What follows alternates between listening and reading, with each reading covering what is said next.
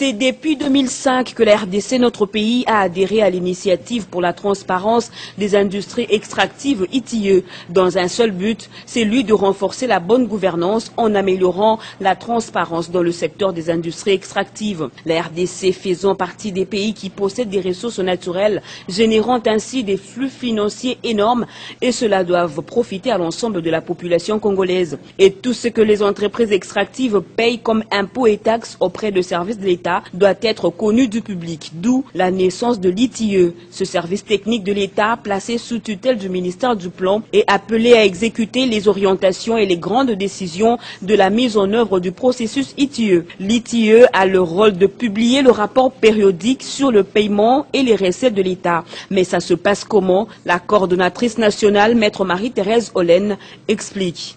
Dès que le pays adhère, vous acceptez la norme ITIE qui est ce document, qui a des exigences. Et vous devez appliquer ces exigences, exigence par exigence.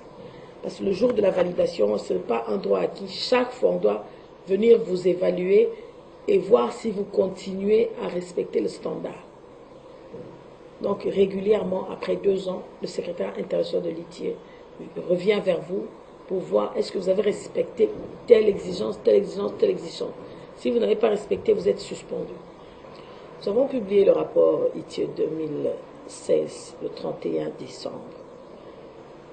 Et c'est une innovation parce que c'est pour la première fois qu'un secrétaire technique d'un pays publie le rapport. D'habitude, c'est un administrateur indépendant qui produit l'entièreté du rapport. Et vu que ça coûte extrêmement cher pour prendre cette personne, louer cette personne qui fait ce travail, nous avions décidé, le comité exécutif, le groupe multipartite de notre pays avait décidé que le secrétariat lui-même et les parties prenantes puissent publier le rapport contextuel. Une expérience qui a été longuement vantée lors du conseil d'administration d'octobre 2018 à Dakar. Concernant la validation de la RDC à l'ITIE international, Marie-Thérèse Hollen donne quelques précisions. Non, la validation, c'est tout un processus. C'est une délégation du secrétariat international s'est rendue ici au mois de novembre. Ils sont descendus jusqu'au Katanga, partout où il y a la mise en œuvre. Ils sont venus, ils sont allés, ils ont rédigé le rapport de la première évaluation. Nous attendons qu'ils puissent nous transmettre ça. Et quelle est la place de la femme dans cette structure technique de l'État? Plusieurs postes clés sont gérés par les femmes. Une logique voulue par les assises de Kiev en rapport avec la participation de la femme au sein de l'association ITIE. En ce mois de mars, au mois dédié aux droits de la femme, la coordonnatrice nationale de l'ITIE appelle les femmes à être de plus en plus présentes dans le secteur extractif. L'ITIE devra veiller à ce que les femmes jouent un rôle de premier plan dans le processus de consultation et de prise de décision qu'implique la surveillance de la mise en œuvre de l'ITIE.